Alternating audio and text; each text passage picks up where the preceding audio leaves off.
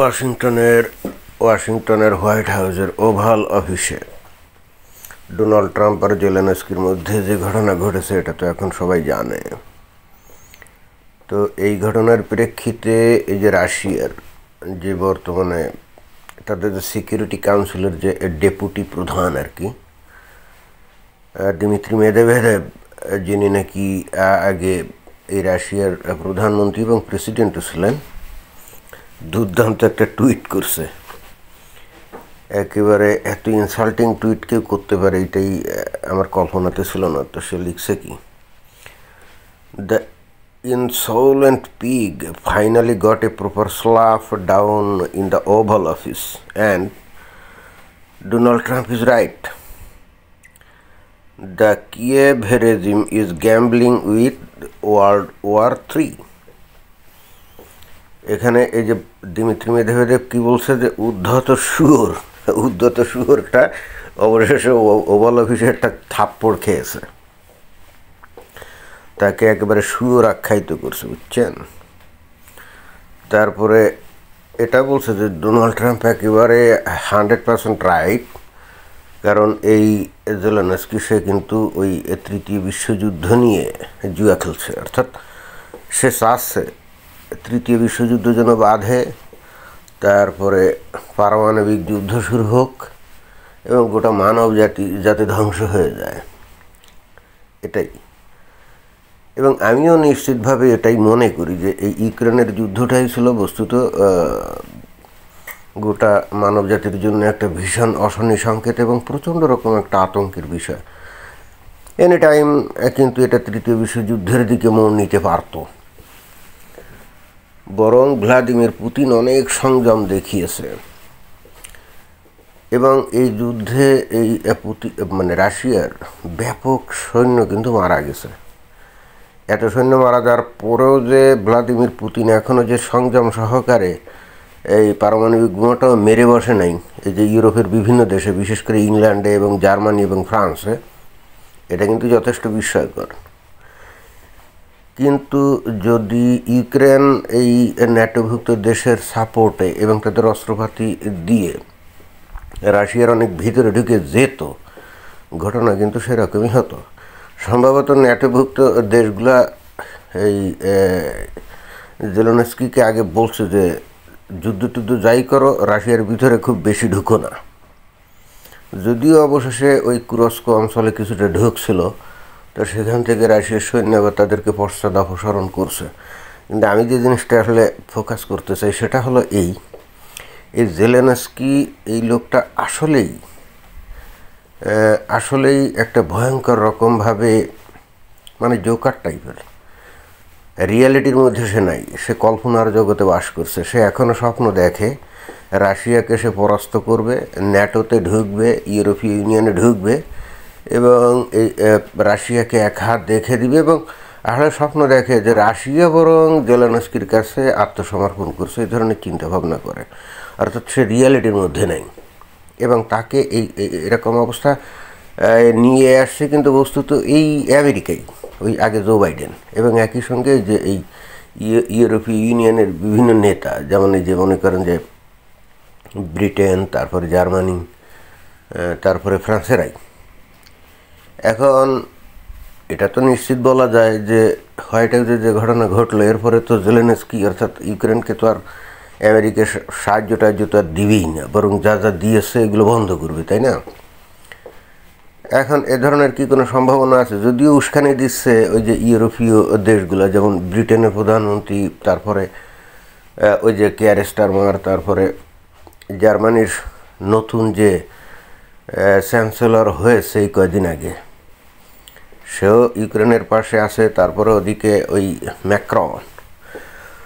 Emmanuel Macron, ওই যে ফ্রান্সের প্রেসিডেন্ট, সেও ইউক্রেনের পাশে আছে। এখন এরা সবাই মিলে কি অস্ত্রপাতি দিবে যুদ্ধ করার জন্য?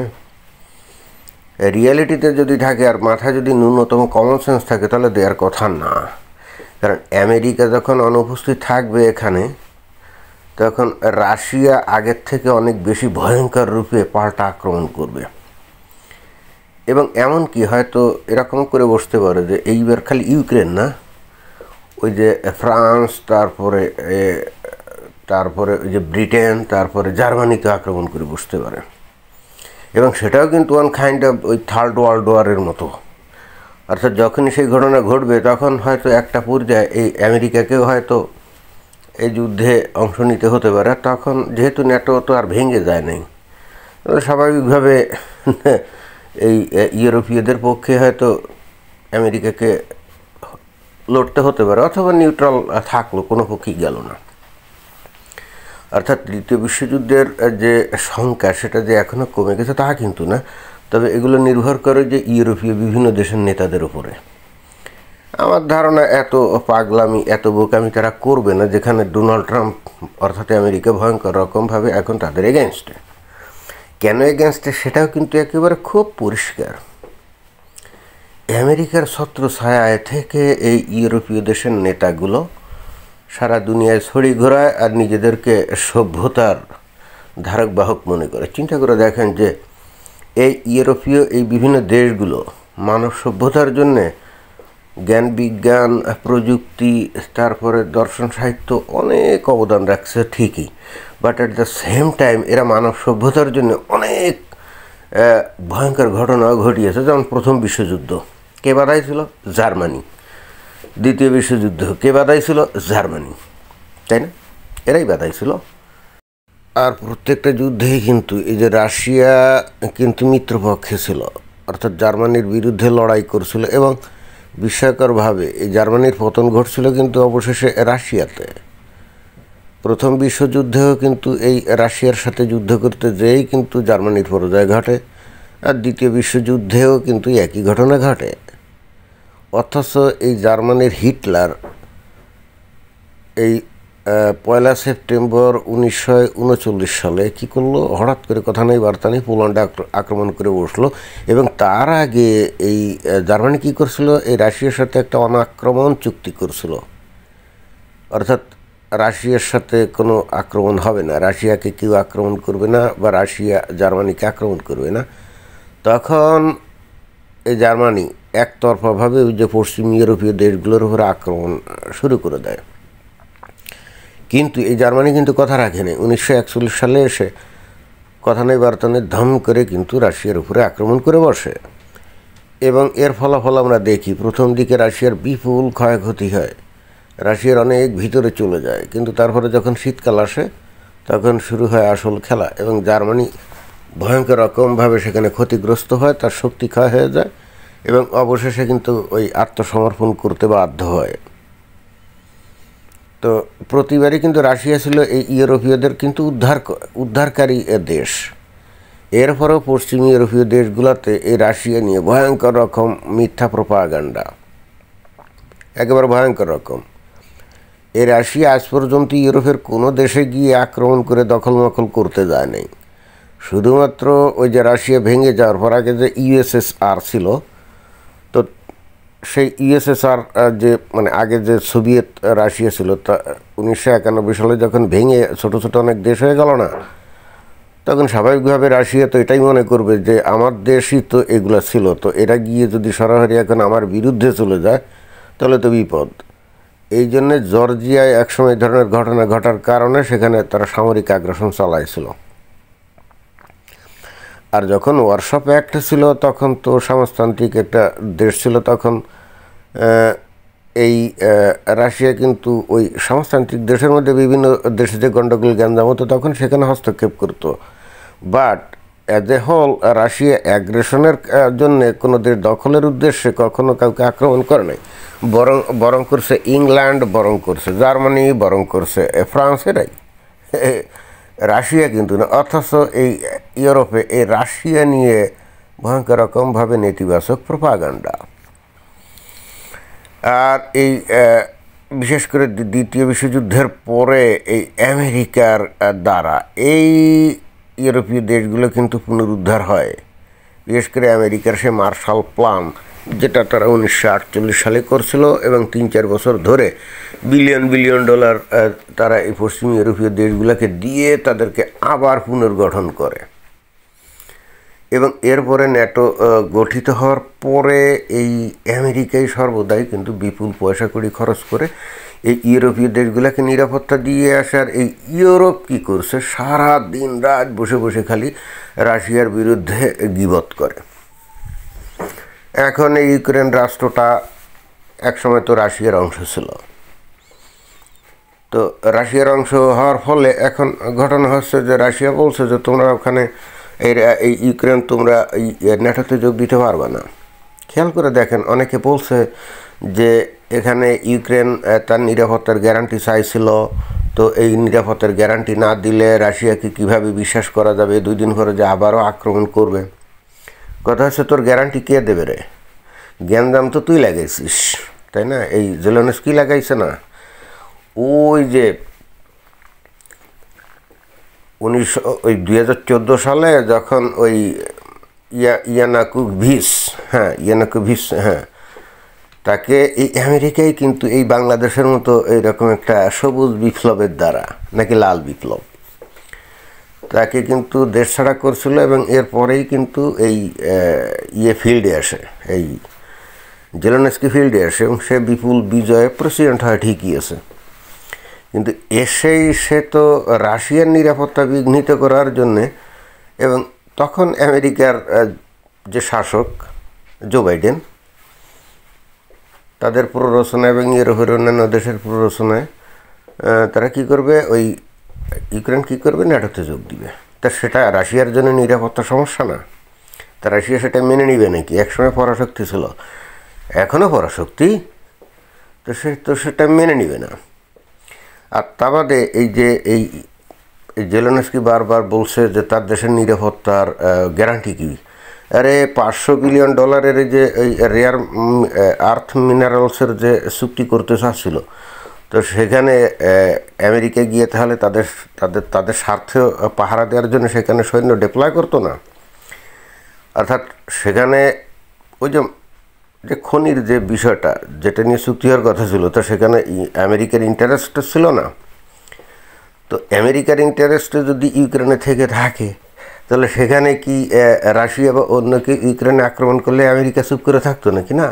অর্থাৎ এই যে চুক্তি করতে চাচ্ছিল, এটাই ছিল তার নিরাপত্তার গ্যারান্টি। রাশিয়ার মূল বক্তব্য হলো, তুমি যদি ন্যাটোতে যোগদান করো তাহলে যুদ্ধ বাঁধবে এবং তাতে বিশ্বযুদ্ধ লাগুক, আমি ছাড়ব না। রাশিয়ার যেখানে এরকম ভয়ঙ্কর হুমকি, সেখানে তো এই ন্যাটোভুক্ত দেশ খোদ আমেরিকাও তো সাহস পাবে না, এটা তো বলাই বাহুল্য। কারণ যাই হোক তাই হোক, প্রচলিত যুদ্ধে হয়তো রাশিয়াকে পরাজিত করা যাবে, কিন্তু ওই যে দেয়ালে পিঠ থেকে গেলে তখন পারমাণবিক অস্ত্র মারবে না, তাহলে এরা তো কোনোভাবেই ইউক্রেনকে ন্যাটোতে নিবে না। অথচ এই ননসেন্স, এই জেলেনস্কির মাথায় এই বুদ্ধিটা নেই। যে চুক্তি ডোনাল্ড ট্রাম্প করতে যাচ্ছিল, ওইটা করলেই ওখানে আমেরিকার স্বার্থ থাকতো, এবং তখন রাশিয়া চোখ মেলেও কিন্তু ইউক্রেনের দিকে তাকাতো না। যদি তাকাতো তাহলে সেক্ষেত্রে আগে ভাগে গিয়ে ওই রাশিয়া বলছে আমেরিকাই আগে ভাগে গিয়ে রাশিয়াকে থামাতো, অর্থাৎ ওটাই ছিল তার নিরাপত্তা গ্যারান্টি। কিন্তু এই মাথা মোটা জেলেনস্কির মাথা সেটা ঢোকে নাই। ফলাফল যা এখন চলে আসছে, দেখি কি হয়। তবে মনে হয় না যে ইউরোপীয় কোনো দেশ এখন জেলেনস্কিকে সাহায্য করতে যাবে, এত রিস্ক তারা নিবে না। যখন আমেরিকা পিছন থেকে সরে গেছে, ওই রিস্ক তারা নেবে না। আর আমেরিকার ডোনাল্ড ট্রাম্প ব্যবসায়ী মানুষ, খামোখা সেখানে বিলিয়ন বিলিয়ন ডলার খরচ করতে যাবে কোন দুঃখে? ইউক্রেনের মানুষের প্রতি আমেরিকার কি ফিরিতি একেবারে উছলে উঠছে নাকি? খেয়ে দেয় কাম নাই, আমেরিকার মানুষের ট্যাক্সের টাকা বিলিয়ন বিলিয়ন ডলার নিয়ে ওই ইউক্রেনে ওখানে ঢালবে না? তা তো ঢালবে না। আর যদি ইউরোপের দেশগুলোর এতই ঠেকা পড়ে, যাও এখন যে রাশিয়ার সাথে যুদ্ধ করো গিয়ে। ডোনাল্ড ট্রাম্প তো ঠিক কথাই বলছে, যে ওই যে স্টারমারে সেদিন জিজ্ঞেস করলো না যে তুমি কি রাশিয়াকে আক্রমণ করতে পারবা বা রাশিয়াকে দখল নিতে পারবা? বলছে তো। কেন এই কথা বলছে? তার মানে এই ব্রিটিশরা তো অনেক শয়তান, এরা তো এরকম মানুষদেরকে লেলায় দেয়। ওই যে একসময় সারা বিশ্বের অর্ধেক শাসন করতো, ওরা মনে করে যে এখনও তাই করে। সরাসরি তো আর করতে পারে না, আমেরিকার মাধ্যমে শয়তানি বদমাইশি করে আর কি। তো ডোনাল্ড ট্রাম্প এই জন্য জিজ্ঞেস করছে যে রাশিয়া কি তুমি দখল নিতে পারবা নাকি? তো যাই হোক, ডোনাল্ড ট্রাম্প ব্যবসায়ী মানুষ, ফাও ফাও পয়সা খরচ করতে রাজি না। আর কেন করবে? যুদ্ধমুদ্ধ ইউরোপে বাঁধলে তাতে আমেরিকার তো কোনো সমস্যা নেই। বিপদ যদি হয়, নিরাপত্তা সমস্যা হলে ইউরোপীয় দেশগুলোর হবে, তাই না? তাহলে তাদের ভালো তাদের দেখতে হবে যে ঠিক আছে, তাহলে তোমরা গিয়ে এখন ইউক্রেনকে টাকা টুকা দাও, রাশিয়াকে দমন করো, দেখি কেমন পারো। আমার কাছে মনে হয় যেটা অত্যন্ত বাস্তব সিদ্ধান্ত।